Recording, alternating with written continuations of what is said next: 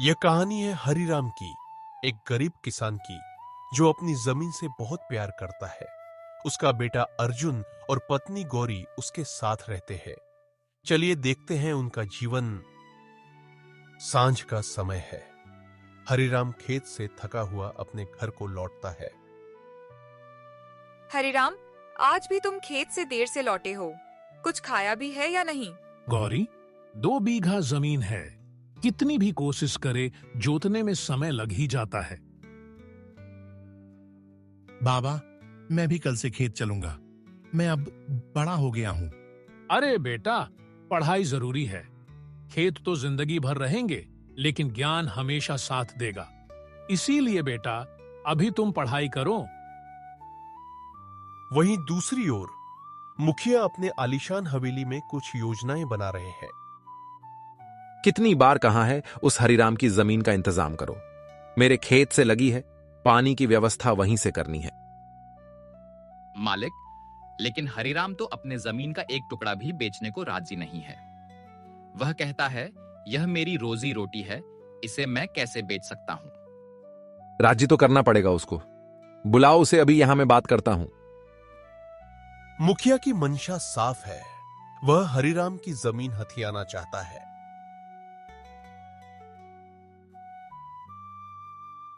हरिराम, एक अच्छा प्रस्ताव है। मैं तुम्हें तुम्हारी जमीन के बदले शहर में दुकान खुलवा दूंगा। मैं उसके बदले पैसे दूंगा। मालिक, जमीन तो मेरी मां जैसी है। उसे छोड़ना मेरे लिए संभव नहीं। मैं अपनी जमीन किसी भी कीमत पर नहीं बेच सकता हूं। समझ ले, अभी मौका है, नहीं तो बाद में पछताएगा। ईमान और आत्मा का सौदा मैं नहीं करता। मैं अपनी जमीन का सौदा नहीं करूंगा। लेकिन मुखिया हार नहीं मानता। वह कोशिशें करता रहता है और अपने पैसे के दम पर वह झूठे दस्तावेजों बनवाता है और जमीन पर कब्जा कर लेता है। यह रहे कागजात। जमीन अब मुखिया की घोषित होती है। यह कैसे हो सकता है? मैंने तो कभी तक अपनी जमीन बेचा ही नहीं। दुनिया के लाख कोशिशों के बाद भी हमने जमीन नहीं बेची। ये कागजात के मुताबिक जमीन अब मुखिया की हुई। अब मैं कुछ नहीं कर सकता। जो करना है अब कानून करेगा। तुम अब कोर्ट में जाओ, तभी कुछ हो सकता है। हरिराम और उसके परिवार की जिंदगी मुश्किलों से घिर जाती है। अब उन्हें कुछ समझ नहीं आ रहा था कि वो क्या करे। अब क्या होगा? जमीन ही नहीं रही तो जिएंगे कैसे? और क्या होगा हमारे कल का? बाबा, हम कोर्ट चलेंगे। वहां इंसाफ मिलेगा। कानून हमारी मदद जरूर करेगा। सही कहा बेटा, लेकिन हम रिश्वत नहीं देंगे, चाहे कितनी भी तकलीफ आए। हरिराम ने वकील मधुसूदन तिवारी से मदद मांगी, जो गरीबों के लिए लड़ते हैं और बिना रिश्वत लिए गरीबों की मदद करते थे। बाबूजी, हम गरीब हैं, लेकिन हमें न्याय चाहिए। हमारी जमीन छल से छीनी गई है। मुखिया ने बहुत कोशिश की हमसे हमारी जमीन लेने की। मैं ये केस निशुल्क लड़ूंगा। सच्चाई तुम्हारे साथ है, उसे कोई हरा नहीं सकता।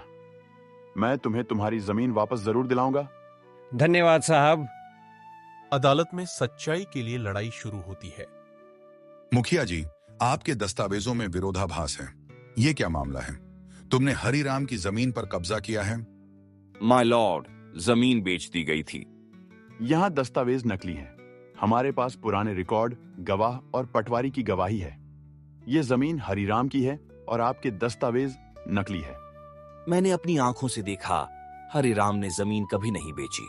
न्याय की उम्मीदें जगी और सच्चाई सामने आई। अदालत इस निष्कर्ष पर पहुंची है कि दस्तावेज जाली हैं। हरिराम को उसकी जमीन तुरंत लौटाई जाए और मुखिया पर 50,000 रुपए का जुर्माना लगाया जाता है। धन्यवाद सरकार। न्याय पर आज मेरा विश्वास और गहरा हुआ। देखा अर्जुन, तुम्हारे बाबा की सच्चाई हार नहीं हो सकती। हरिराम की ईमानदारी ने अंततः जीत हासिल की। बच्चों, मेरे पिता ने सिखाया, कभी अपने ईमान और सच्चाई से समझौता मत करना। यही असली पूंजी है। हमें भी ईमानदार बनना है। यही है ईमान की कीमत। जो बीज तुम बोओगे वही फल पाओगे। देख अर्जुन, मेहनत और ईमान का फल देर से मिलता है मगर मीठा होता है।